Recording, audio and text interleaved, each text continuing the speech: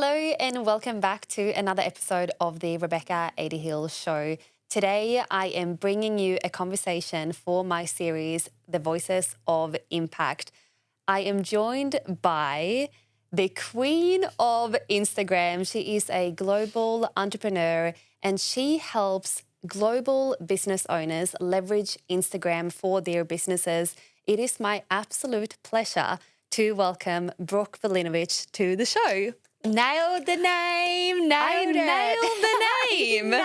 name. Welcome. Thank you. Thank you so much for having me. Welcome to the Gold Coast. Thank you. And thank you for having me in your incredible space. I'm moving in. It's pretty special, isn't it? It is very cool. Aesthetically pleasing. It's all the things. Good vibes. Everything. Lighting, cameras, literally you have it all. And we matching outfits. Double denim.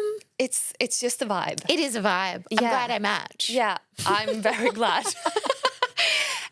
You have just spent a few days on the Gold Coast. Yes. Up at the Langham. Yes. One of my favourites. It is bougie. Yeah, very bougie. Very bougie. How was that and what did you do there? So I have, we're still in 2024. So this year, I mean, obviously over the years, I have taught a variety of Instagram workshops at a variety of places around the world. And this year, for the first time, I thought, I don't just know Instagram for business anymore. I'm almost 10 years into this journey. Yes. And I've had many services, many offerings. I've worked with, business coaches, done programs all over the world. I feel like I have more to offer about growing a business than just teaching you how to do a content plan on Instagram.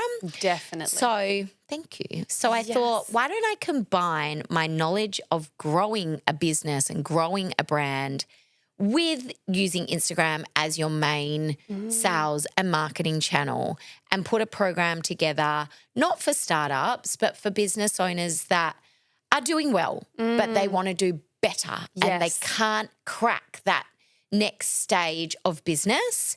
And I wrote a program and I taught it earlier this year and it went off. And I don't know who was having more fun, me teaching it or the ladies that came. And all of the days sold out. And so I said, well, why don't we do some more? And why don't we do some on the East Coast? And I did a poll on my stories and basically said like Sydney, Melbourne, Gold Coast, where do you want me to go? And Gold Coast got the most votes. So I was like, you know what? We're coming to Gold Coast. Wow. And I have not been here in about 20 years, which shows my age. But I thought, why don't I just pick the nicest spot? Because we deserve to work somewhere beautiful. We do. And also the Langham had a 24-seat boardroom, which is awesome because I can fit more people in the room then. Yes. Normally, boardrooms like 10, maybe 12. Yes. So I was like, even better, tick, tick, tick. And I was able to host this incredible one-day program that was so fun. We had the best group. Don't tell Perth because I had 3 groups in Perth as well. I love my Perth people, but we had people fly in from literally all over the world to Gold Coast to come and do it and all over Australia as well. And I've just had the best time. I've got a gym, I've got a sauna, I've got a pool.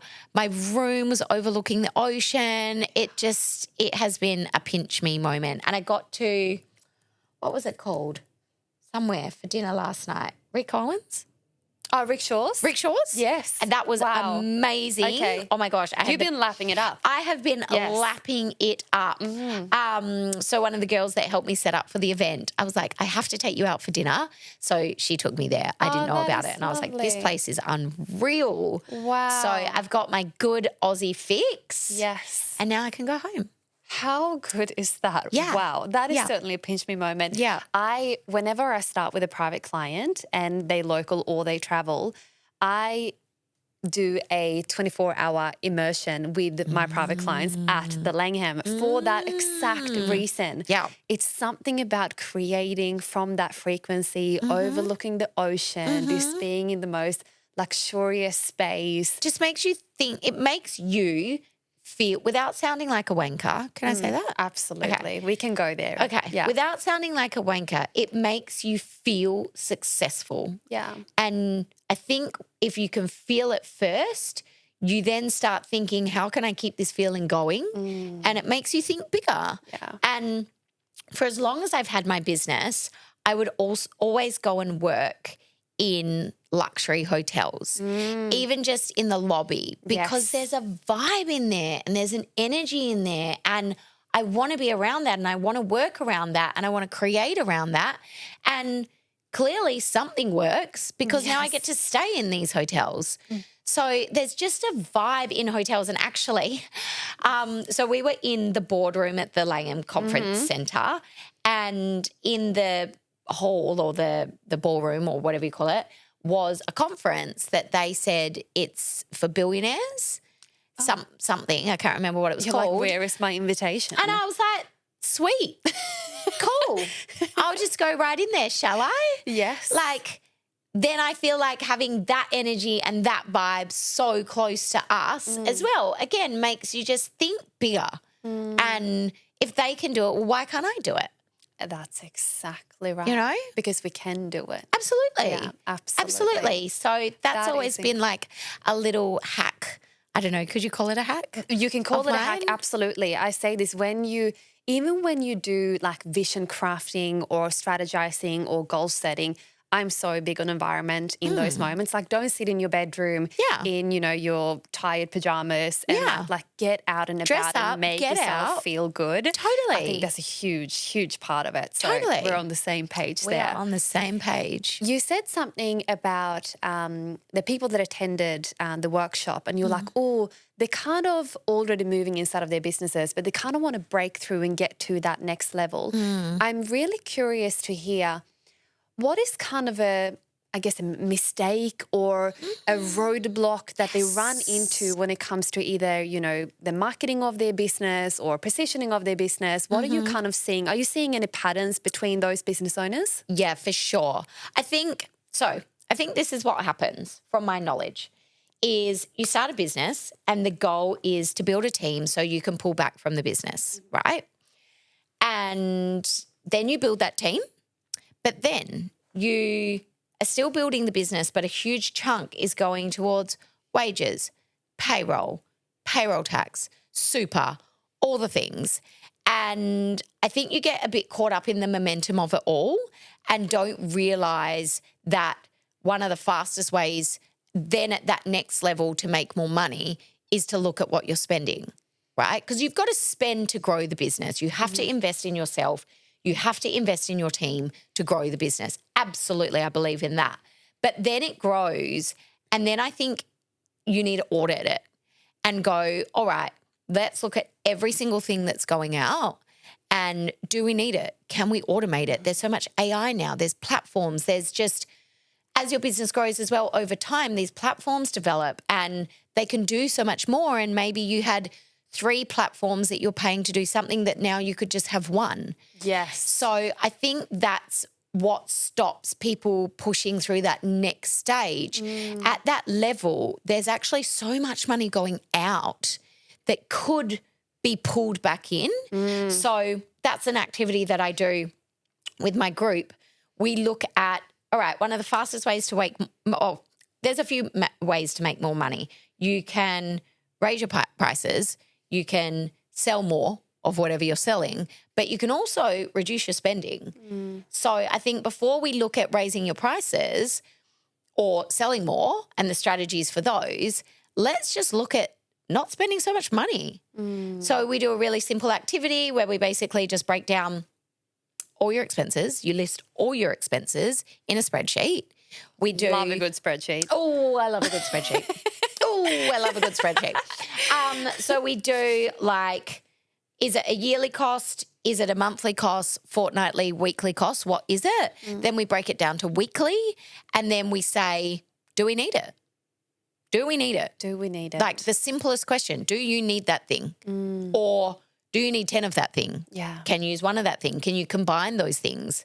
And where can we reduce those costs so that your weekly running cost is as lean as possible? Then let's build on that. Let's sell more. Let's raise your prices. Let's introduce a new revenue stream or whatever it may be. Yes. Because otherwise, if you just focus on, again, raising your prices or selling more, but your overheads are still enormous, they're only going to get bigger. You know? This is such a good conversation, and it's so funny. Timing of everything. I just had a conversation with one of my clients this morning, and she is looking to hire more team. And she was like, I want to get to, anywhere between like 15, sort of 80K months. She's like, I want to get back up to there, but I think I need more team. And I said, okay, just pause for a minute. It's not always the answer. She shouldn't, because sometimes team can be phenomenal, but I'm really curious on her profit margins. So say, for instance, she sits at 30K months without this additional staff member versus reaching 50K months, and then now her outgoings have, doubled, for instance. And she just replied back. I just saw the message before we sat down. She was like, oh, wow, okay, crunching numbers, we'll get back to you. So I think that is such an important, like knowing your numbers, knowing what's going out, knowing what's coming in. And could you have sort of a rough average, I guess, of what a healthy profit margin could be for like a service-based business? Or, look, it's a hard one, right? Because you would think more profit equals more success. But when you live in Australia and you have Australian taxation laws, more profit means more tax. oh, yeah. And where do you want to sit with that? Really, you should try and run the business as lean as possible. And that sounds bad, right? Like, oh, we're not making much profit. But there's other things you can do with that money to then essentially leverage it, keep it in the business. So, I mean, I'm not giving financial advice. No, same. But we're so on the same. This is not, disclaimer, this is not financial advice. If you are from the ATO, do not look at my business or me or anything to do with me. Thank you. There's a reason why I bought this commercial property for about $1 million, Right? Exhibit A. There's other things you can do than just be running a extremely profitable business. Yes. That can help you grow in other ways. I employed my husband, who is on a healthy salary, for making me a coffee every single morning. Yes. And a 3-second minimum forehead kiss. I am very... I was like, where's this going? 3 seconds, 3 minutes. No. Just a little forehead kiss. It's all I'm asking. When he hands me the coffee, I just want a little forehead kiss, and I'm happy and content. They're his tasks. Excellent. And is that worth a full-time salary? Absolutely. Absolutely. Yes. I think that is an incredible conversation to have. Yeah. When it comes to, I guess, the marketing aspect of running a business, what are you kind of seeing there? Like, where are business owners going wrong? What are some people doing really well that we can really learn from? I think where business owners go wrong with marketing is just doing one thing and sticking to it, and not, like, marketing is a way to communicate, right, with an audience of people who have a problem that your service solves. And I think where business owners go wrong with marketing is they don't treat it as a two-way strategy for their business. They just shout it out. And I think successful marketing, a successful campaign is, yes, shouting it out, but also then listening and being aware of what is coming back and adapting your strategy moving forward. Oh, interesting. Right? Okay. Because if you just set a strategy, it might not work. Yeah. It might fail. And you've got to be able to move quickly in business. You've got to be able to make quick decisions based on what is happening with the strategy, how the strategy is playing out. And if it's going a different way, you need to respond to that quickly. And pivot. Yeah, and pivot. And sometimes it's pivoting because things aren't working, but sometimes it's pivoting because things are working differently to what you thought they would, and they're working really well, but you need to take the strategy in a different direction to keep that growth going. And I remember a couple of years ago, actually, one of one of my business goals, this sounds so silly to say out loud, one of my business goals was to get faster at making decisions. Oh, because beautiful. Things would happen and I would just ponder and be like, oh, we could do this or we could do that. But if you can make decisions fast, you can leverage and capitalize on whatever is happening. And I think things move fast now, a lot faster than they ever used to. And I don't know if that's because there are so many more small businesses around than there used to be, or there's more information, or I don't know what it is. Maybe a combination of it all. Probably a combination of it all, but things do move quick. And I think to stay ahead of the curve now, you got to move fast. And the only way to move fast is to be on top of what's happening. And a part of being on top of what's happening is listening to what your audience want and what your customers want and the conversations that are happening, and being aware of that and not thinking you're above it all. Oh, this is we're off to a good start. We went deep fast. We went deep fast because I think there is, I guess, more competition than ever, I guess, because, you know, everyone is on Instagram, everyone's on TikTok. Like, the small business world has exploded. Yeah. Exploded. But I look at, for instance, like Instagram, we are so lucky to be able to even sit down here from a podcast perspective, to sit down here and have this conversation that is not costing us anything to market online. Absolutely. I think is fantastic. I mean, I'm obviously Instagram's biggest advocate. Yeah, absolutely. And people who say they hate it, I'm like, well, okay, go run a TV campaign, go run a radio campaign, run an ad in a magazine and run an ad in a newspaper. Tell me how much it cost and tell me how effective it was. Whereas you can do a strategy on Instagram for free from home, 24 hours a day, 7 days a week, from anywhere in the world. It's so cool. And we have so much control of how we want to position our brand and our messaging, what strategy, how consistent we want to be. People are there ready to buy 24/7, 365. And there is something about that for me that I just find so exciting. Same. Like knowing that there is an abundance of knowing clients. The potential, right? The potential at your fingertips. Like probably in our DMs, like right now. To be like, how can I invest? Yeah, absolutely. And that excites me a lot. And I know that us as business owners, we are the ones that get to drive that. So I'm curious now, what do you see? Because what I'm sort of finding with my clients, often they get caught up in their emotions when it comes to their consistency in their business, and they are sort of letting the emotions sort of dictate how consistent they are and how loud they are when it comes to selling. They don't want to come across as pushy. And, you know, what would be your biggest sort of mindset shift that they can work through to understand how important it is for business owners to move no matter what, to master the muscle of consistency?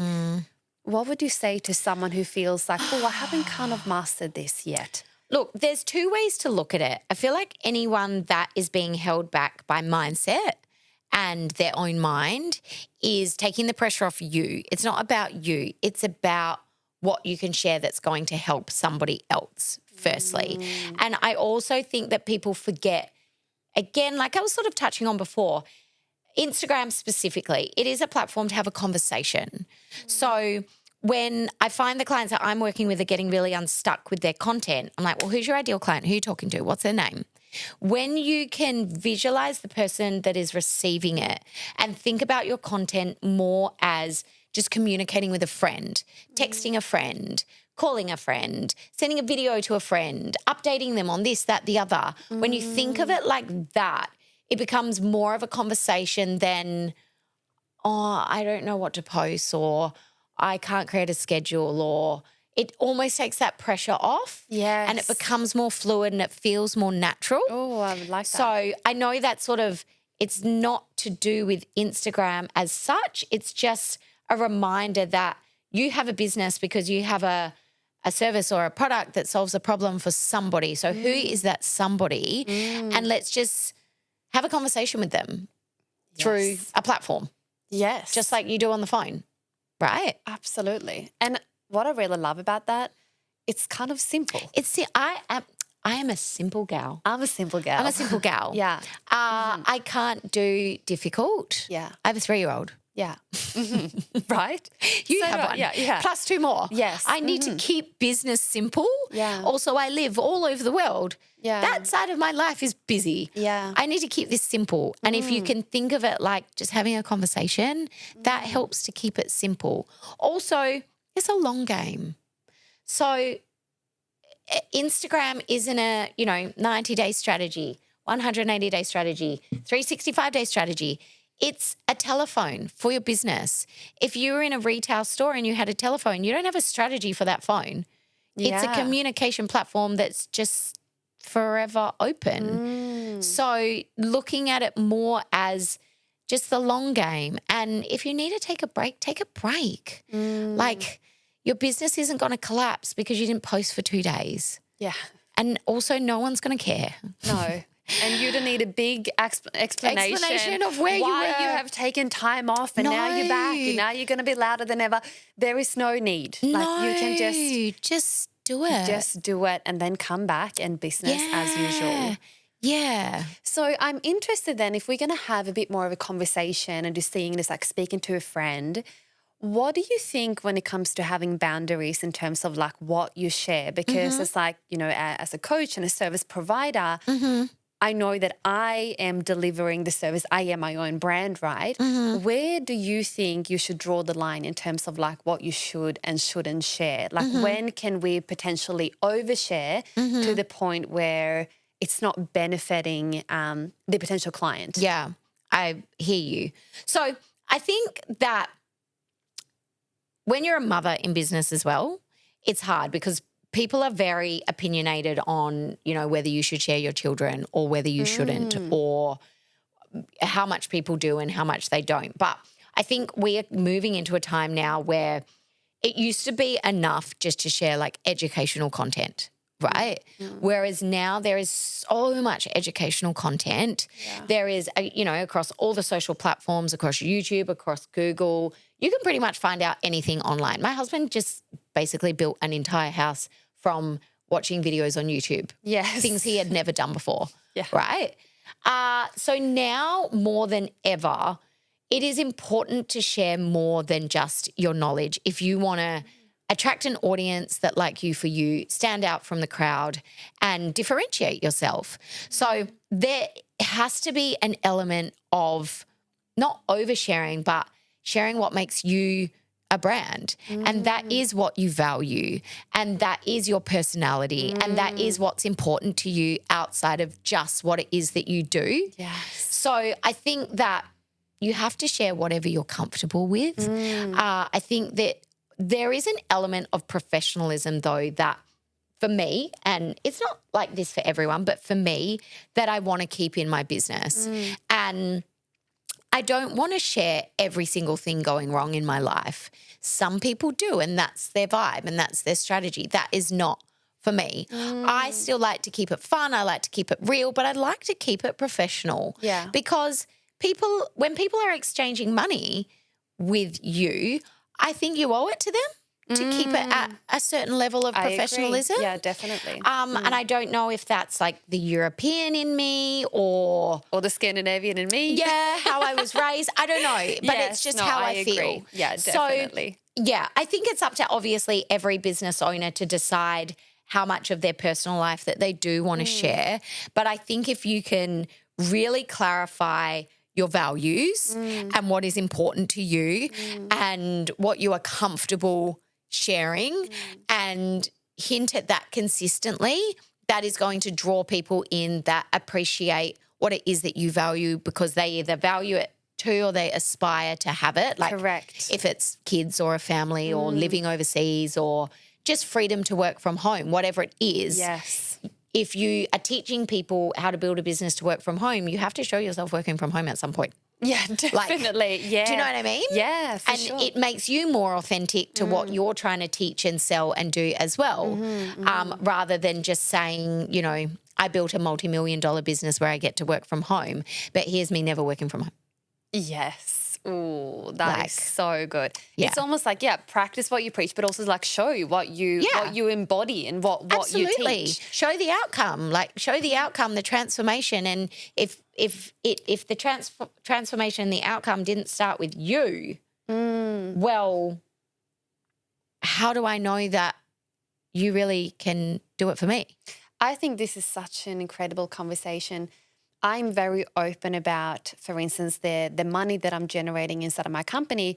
I use the profits to buy real estate because that is my long-term wealth creation. And I do that by buying this commercial property and other investments. And my clients and people online, they love that I share that because they're like, that is what I strive towards. Yeah. And I say, by the time my 3 children are 18, they're going to have one house each. Yeah. And I just want to set them off to a good start. Yeah. And they're like, thank you for showing me that. Yeah. And I have this like one little rule. It's like people move as in they take action when they feel moved. Yeah. And I think when we can create this emotional connection in terms of what we value, so beautifully painting the picture, because as leaders, we must go first. Yes. We must pave the way and we must go first. And we go, I have created something that is possible for you as well. Yeah. So sometimes I'm thinking it's actually not about bragging or showing off. It's like show your people what is possible. Yeah, because absolutely. They are currently looking for the evidence of like, is this going to be possible for me? Is this going to be too hard? Can I really do this with my children? I get to be that evidence. You get to be that evidence that you can travel the world, that you have a 3-year-old, that you now have come out here and you try, like, it is incredible. You get to be that evidence for your clients. And I think it's our duty. Yeah. When we have this feeling in our body that we're like, we are here to do incredible things. And you want to serve. You're either a creator or you're a service provider, right? And I'm a people person. Yeah. I'm extremely extroverted.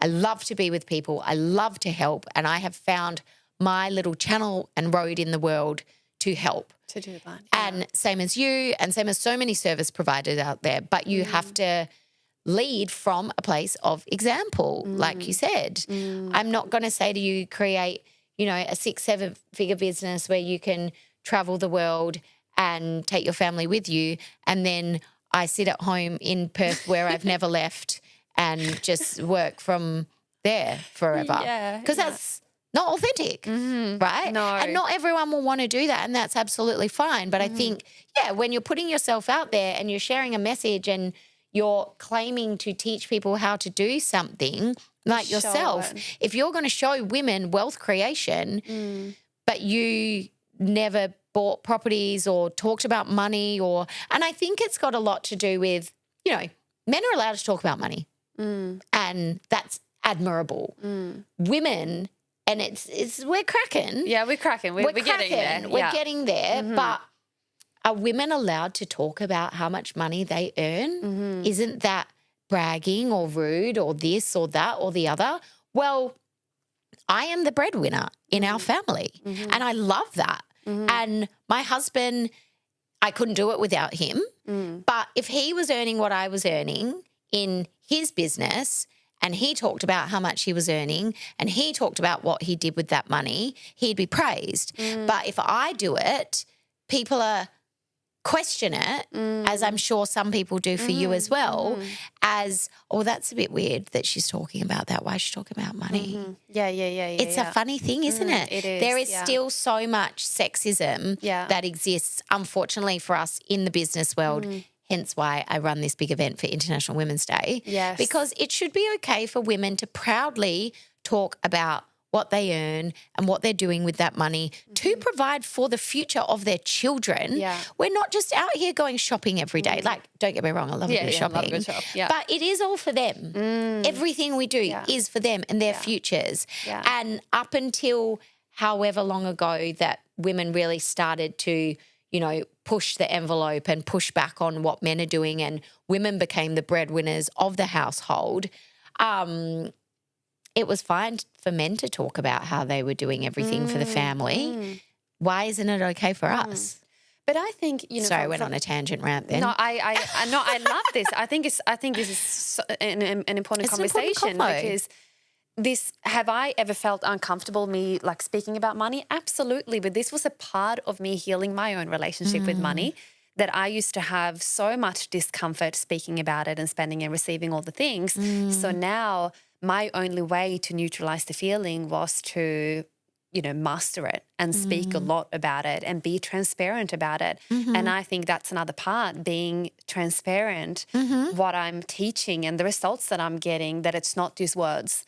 And that's also what you're selling. Like a fitness or weight loss coach is allowed to talk about how much weight they lost. Yes. Like, and how often they work out and how often they do this and what they eat. Or like a nutrition coach can talk about their diet and how they heal their gut. And that is celebrated and everyone wants to talk about.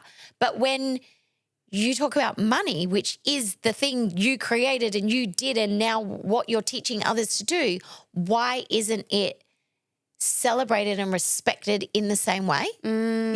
Sorry to cut you off with that, but I just had a definitely moment. For sure, because that's, they're like, I've lost 10 kilos, I've done that.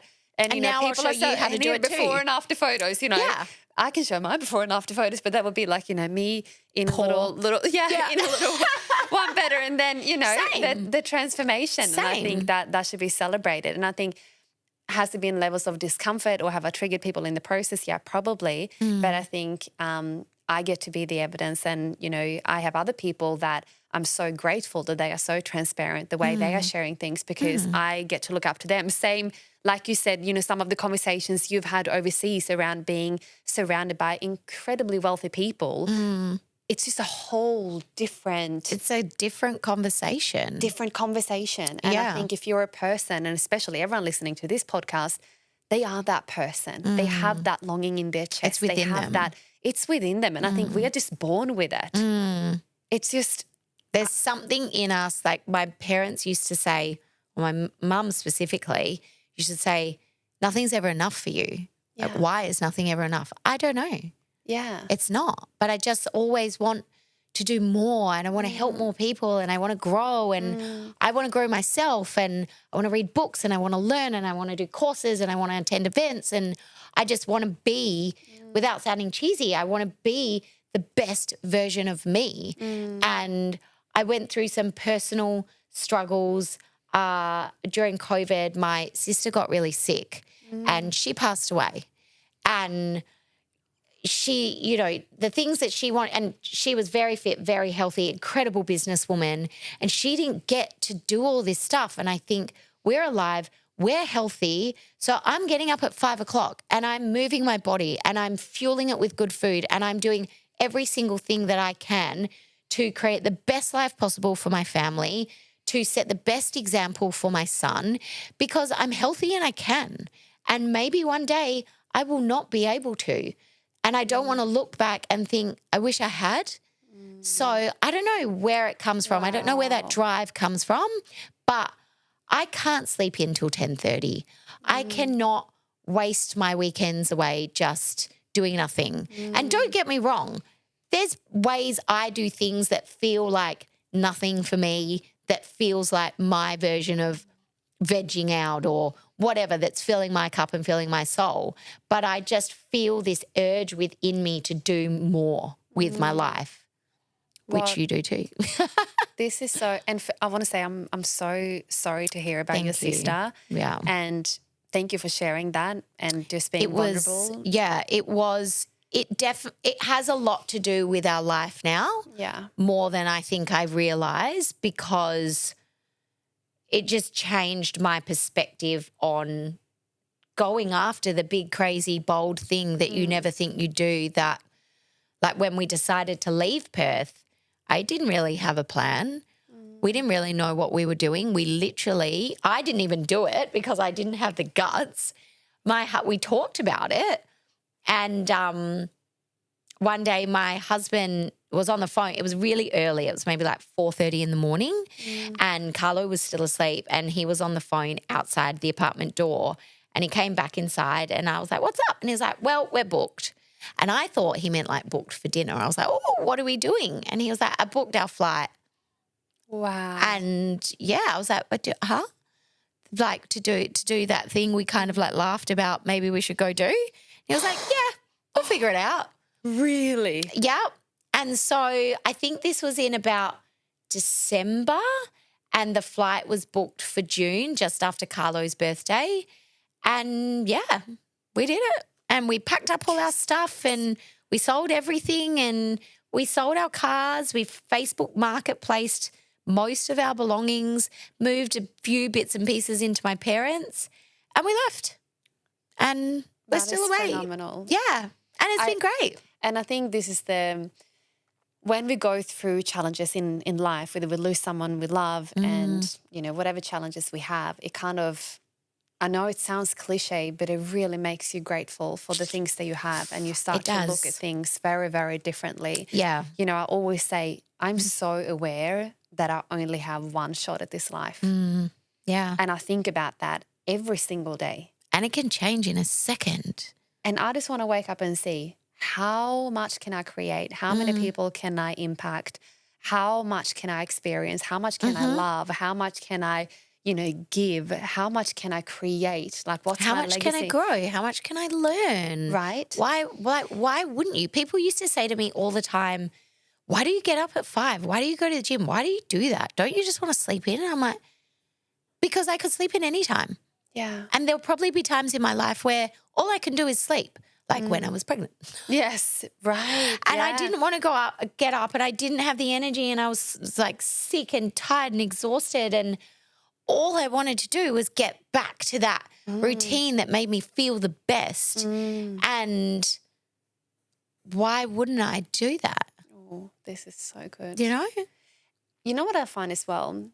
What I'm hearing from you and really what I'm getting for you is like you're not waiting for next year. No. You're not waiting for the perfect circumstances for you to take action. No. Like I'm just getting the energy, you are working with whatever you got. Yeah, in let's this do moment, it now. And then you are doing it now. Yeah. I said someone, she really wanted she dropped into my DMs, wanted her 2025 to be really big. She's like, I'm ready. She's like, but if I want 2025 to be big, she's like, I'm moving now. Whereas some people are like, oh, coming into November, December, Christmas coming up.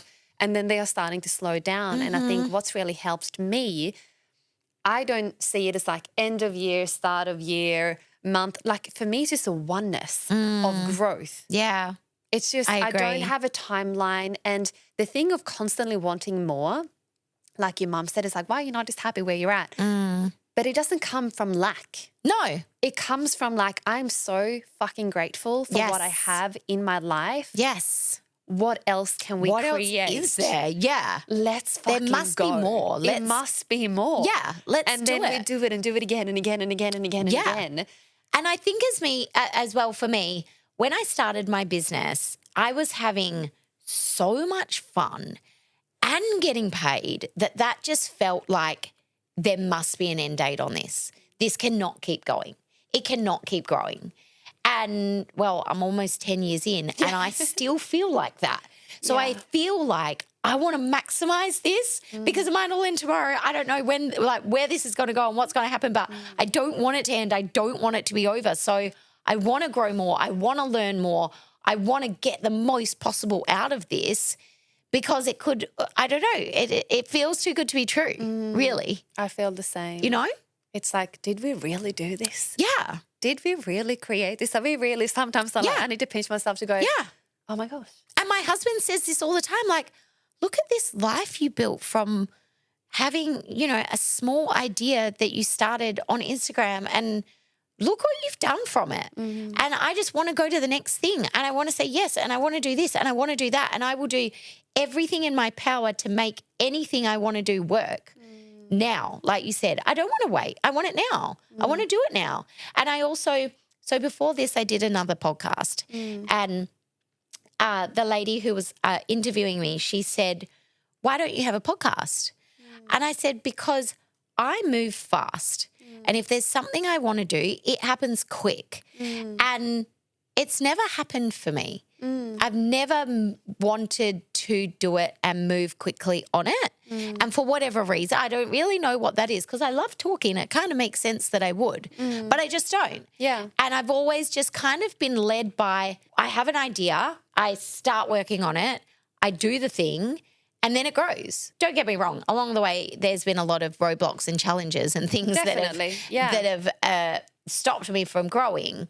But if you're excited to learn how to move through them, I think that's a good sign. If you're not excited to learn how to move through them, or like for me, I've never really looked into starting a podcast because it just hasn't been the thing that has grown my business. For sure. But I've still been able to grow it in different ways. Yes. You know, and it doesn't mean a podcast won't be in the future. It just hasn't fueled me yet.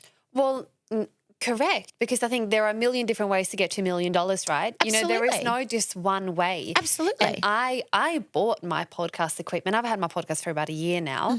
And then I took a little break because once I got the vision for this, I'm like, no more home recording. I once the vision dropped in for me, I'm like, I'm now going to wait and be patient and just like let this level unfold. Yes. And I'm happy that I allowed myself to take that break. Yeah. But I also I bought my equipment probably like 2 years before then, and I just felt this resistance. I'm like, this is not it. This is not it. And I think actually allowing the weight of like, oh, I'm not actually feeling it, not just doing it because like everybody else is doing it. It's like, no, it wasn't actually what I needed at the time. Yeah. Because also I'm really big on honoring the season of life that you're in. Yeah. And then I was like, at the time I was navigating, you know, my 2 kids and I was pregnant with the 3rd, and I'm like, this is a bit much. We have a lot going on. You know, I had my 15 hours per week. So I'm like throwing in a podcast. It just didn't make sense. Yeah. Until, you know, I stopped breastfeeding my 3rd baby. I'm like, oh, a bit of spaciousness. What can I do with that? Yeah. So I think just allowing for the timing to unfold, whatever that looks like for the individual. Totally. Do you think it can be such thing as making a decision too fast because you're excited and then you regret it? I mean, and then you need to backtrack to be like, oh, the excitement is gone. Now I actually need to, I like the idea of it, but now I need to go and execute on this big fucking thing, and now I'm regretting it. Look, yes, there have been things that I have started and had to stop or pull out of, but there's only one way, and that's through it. That's true, yes. You know, you learn through that. Maybe you did get too excited too fast, but like, you can read as many books as you want. You can do as many coaching programs as you want. You can do every online course in the world about building a business, and none of them will be the only thing that works. Yeah. You know? Absolutely. So you got to find what works for you, and you've got to try different things. And if you don't say yes, how do you learn what you do want to do? You know, part of business growth is exploring new things and pushing yourself, and maybe saying yes to something that you don't have the answers to, that you need to get the answers. And if getting the answers excites you, then great. If you feel like, oh, I've overcommitted, then that wasn't the thing for you, but you tried, and now you move on to something else. Like, business is really just trying new things all the time until something hits. Am I hearing you right by saying if you want to find out what's going to be your path, if you want to find out the thing that's actually going to make you successful, is that action? Just do the thing. Just do the thing. Do the thing. Consistently. Do the thing consistently. And then I think a big part of success in business is discipline, because sometimes we don't want to do the thing, but only because we've got kids, we're tired, we didn't sleep well last night, like external factors, but that's just life. You're not always going to feel motivated, but you have to then allow discipline to come in and do what discipline does. And it's to push you when you're not motivated to do it yourself. Yeah. And we're not robots. We're humans. Yeah. Life happens, and we're not always going to be motivated from 9 a.m. to 5 p.m. Monday to Friday. No. That's just not how it works. Yeah.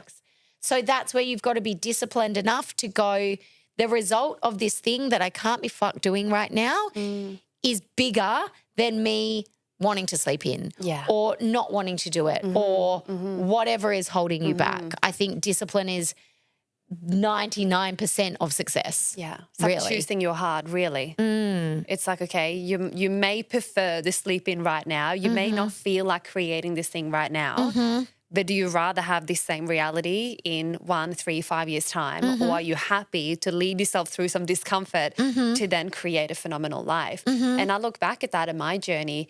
You know, my husband, he only really started to stay at home 3 years ago now. But when we had, you know, our first 2 kids, He was working full time. I was working full time. It was a shit show. Yeah.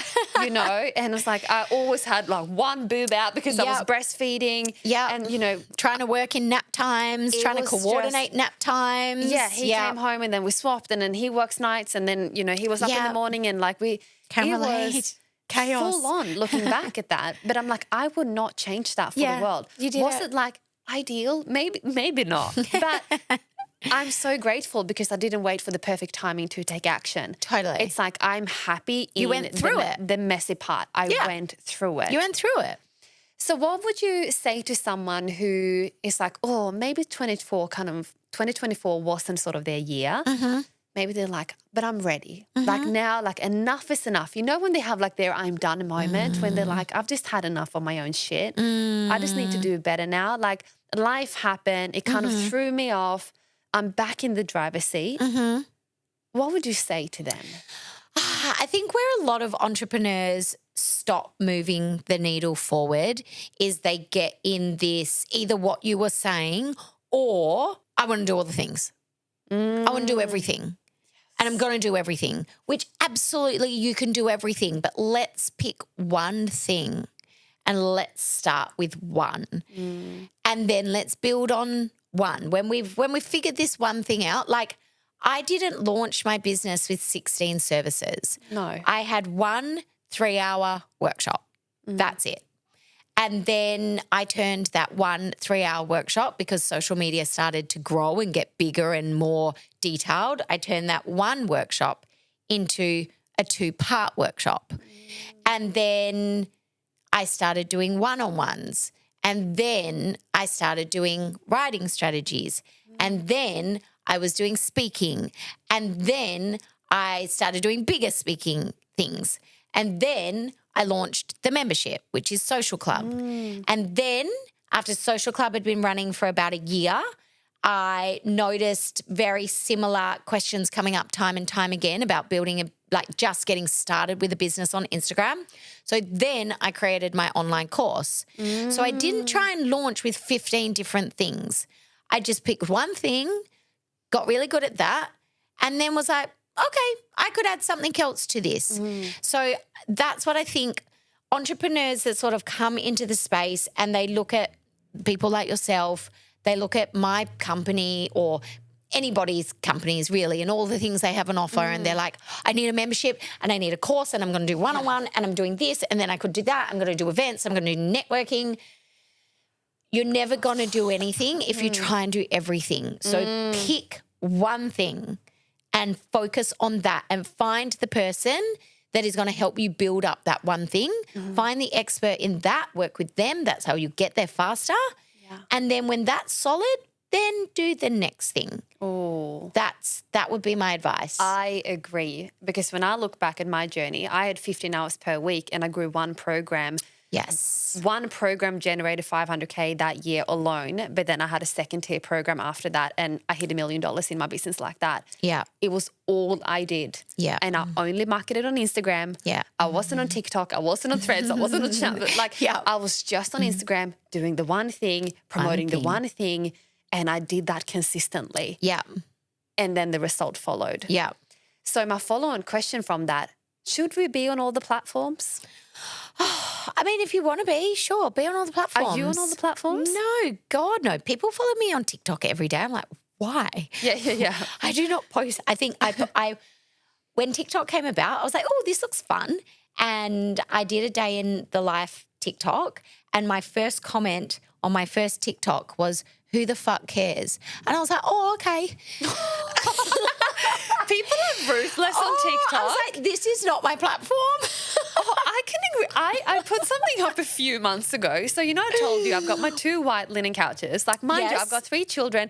I've got an English Staffy and a golden retriever. 2 dogs, 3 children. Yep. Right? So, my couch is no longer white. But do I let my dogs up on the couch every single day? And I freaking love it. And I was working from home this day and I was wearing a white button-up shirt and my golden retriever jumped up on my white linen couch and she is lying next to me. Like, come on, we're having a cuddle on the couch. And she decides to just put her paw up on me. Cute. And I just take it off and I'm like, and she's so cute. So I started to record her and I put her little hand and I said, no.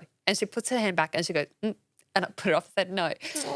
And it was so cute. And we did that. Like, she's clearly on the couch. Like, I'm loving on her. We're just playing a little game. People tore me apart on TikTok. Why?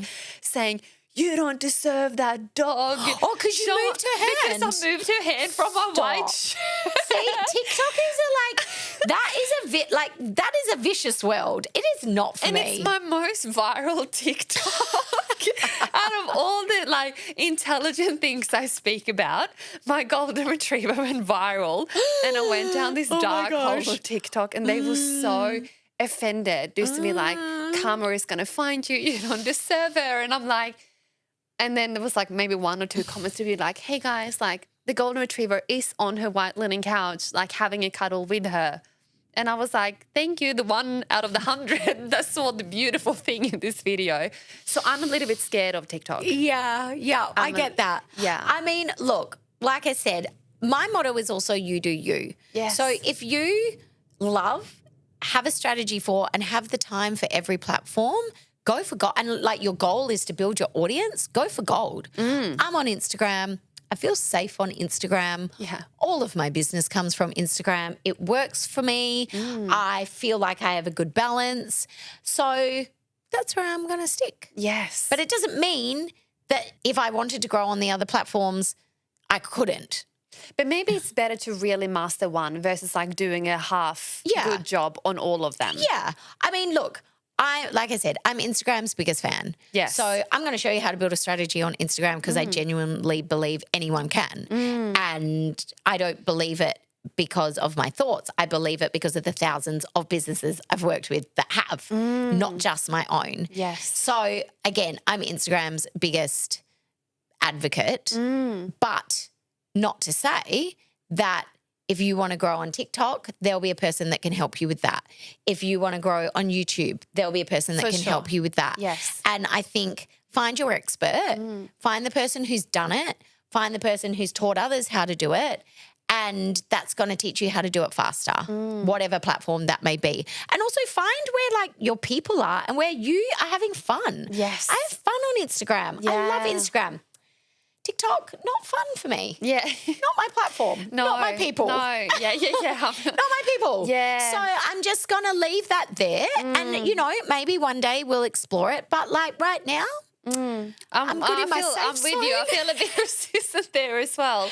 I'm in my safe zone. Yeah. So talking about the safe zone then and, you know, Instagram, what could be like 3 tips you could give all of us business owners that want to focus on growth? But also growth doesn't necessarily mean sales if we are attracting the wrong people. But if we are growing with the intention of attracting the right people and want to generate more clients and sales for our businesses coming into 2025, what could be like 3 things we should focus on? Okay. So if you want to generate more sales, I also want to say like you touched on, growth doesn't mean sales. All right. So the way I teach Instagram is a little bit differently. So I teach Instagram as a funnel that has 3 phases. Funnel part 1, phase 1 is attract, part 2 is engage, and part 3 is convert. So attract is where you're setting up your account to make sure you're attracting your ideal client. And I guess you could call this tip 1. So there are so many tools on Instagram now that allow you to attract your ideal client. Things like having the right username, having keywords in your name field, keywords in your bio, words that people who didn't know your business existed would be typing into Instagram that could discover you. So making sure you've got your bio optimized for that. And then phase 2 is engage. So how are you going to engage these people? Once they find you, what do they care about that they are going to stop scrolling in the feed to watch, to learn, to read your content? What's interesting to them? What are they aspiring to do? What are their frustrations? What are they struggling with right now? Why are they interested in you and not the other person that does the same thing that you do on paper? How can you share that to connect with them on that value-based and priority-based level? So that's like part 2. And whether that looks like reels, whether that looks like carousel posts, whether that looks like stories, how does that look to you? How do you feel comfortable showing up? Yes. That would be tip 2. And then tip 3 is convert, because it's all well and good to get them in.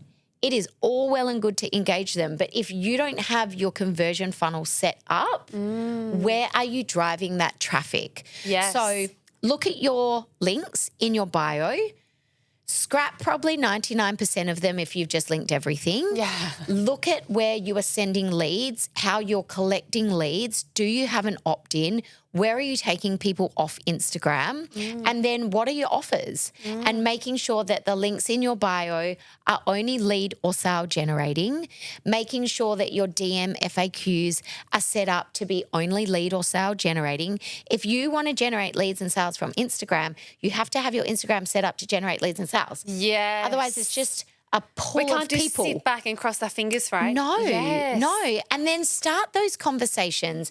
Do story polls with pain points that your potential customer might be experiencing. Let them vote. Reach out to them. Ask them how they're going. Like, start that conversation. Don't just sit back and wait for business to come to you. Seek it out. People are there. People have problems that they want solved. Yes. They're just not often aware of the solution.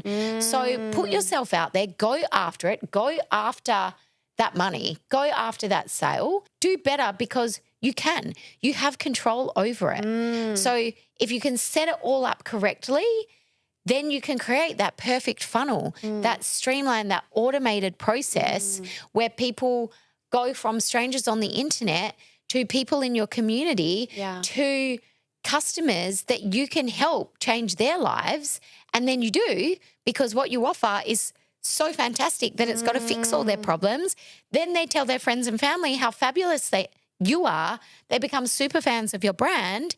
And that's how it all happens, I guess, autonomously. Yes. If you set it up right. Wow. And that's how, I suppose, it looks easy. But it's just from setting it up and doing the work, and anyone can do it. And then not just sitting back and waiting for it to come to you, going after what you want. Learning to be consistent again. Yeah. Consistent action, and not, I guess, expecting to see that result next month. No. Like really playing there. And this is something I often speak into my clients. If you are thinking next month in your business, that is genuinely stopping you from creating the success that you are capable of, completely detached from the timeline. Yeah, This absolutely. is in our DNA of just way of growth. And I'm not saying you should not have an exit strategy. It's not what I'm saying, but you need to be in it. Yeah, You absolutely. definitely need to be in it for quite some time. Quite some time. Yeah, like I didn't start yesterday. I'm not claiming to have started yesterday. I've been doing this for 10 years. This is my third business. I've learned a lot along the way. I have a bit of a love-hate relationship at the moment with the business coaching world because there is a lot of fake online. There's a lot of BS, and there's a lot of people claiming to have done things that they simply haven't done. There's people giving advice on things that haven't happened. Yeah. Like, how can you give advice on growing a business or even just sort of a revenue stream or a service in your business if you haven't done it? How do you give advice on that? I'm so, thank you. Right. Yeah, I know it's a touchy. It is a touchy subject, but I'm touching it because it bothers me. It bothers me too. And I think I'm not surprised why my business has gone through just the absolute roof lately, because I'm so fucking transparent. It's like, I'm like, if you are speaking about money, if you are teaching people how to make money, show the evidence. It's really simple. Like, if you want to claim it, I don't want to see the calculator on your phone of you just punching numbers or speaking sales versus cash collected and for instance, I have never done ads inside of my company. I think I did like $300 back in like 2019, perhaps $300. For me, it was very important to organically grow. So all of my teachings and strategies are built on organic marketing, and then we plug funnels, etc. However, now I know exactly what's working inside of my business, and I have been so patient. So on Monday this week, I plugged ads for the first time, and my clients, obviously, inside of my mastermind and private mentoring, they're like, tell us, what have you set up? What have you done? You know, they're very excited, and I'm eager to share. But I'm like, no, I'm not going to share it yet. Yeah. Because I am just letting this unfold. Yeah. I can see the sales coming in. It's working the way I had hoped for it to work, but I'm not in a position to teach you on this yet. Yeah. And the integrity and the respect that I received back from my clients, they're like, wow, thank you. Of course I can share with them what I do. I'm happy to tell you the strategy and how I set up my ads and my retargeting strategies and what I spend and the upsell and the whole funnel. Like I can share all of that, but I'm not going to teach it because I don't have enough data and metrics to be able to say, I have mastered this now. I'm confident to sell it. Yeah, absolutely. And I love that. And it is so important. Even like with the membership, every second person wants a membership now. Yeah. Every second person is teaching you how to grow a membership now. But they started their membership 5 months ago. Yeah.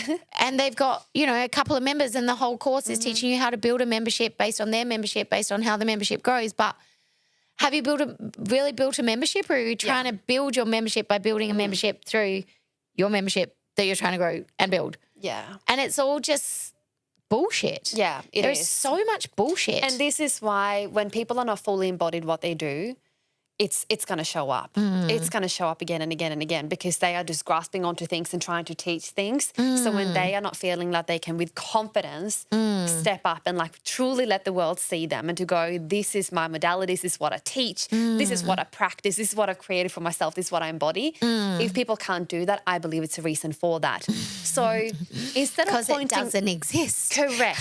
So instead then of like, I'm mindful of like if someone is listening to this and you're like, oh my gosh, this is me, this is what I'm doing, don't be too hard on yourself. But I think this conversation is really just do better. Where are you actually embodied right now? What is true for you right now? Because I promise you it's going to feel so much better to show up and deliver something that you know that you are the master of, something that you are truly embodied in. You speak from experience, like the words will just roll off your tongue.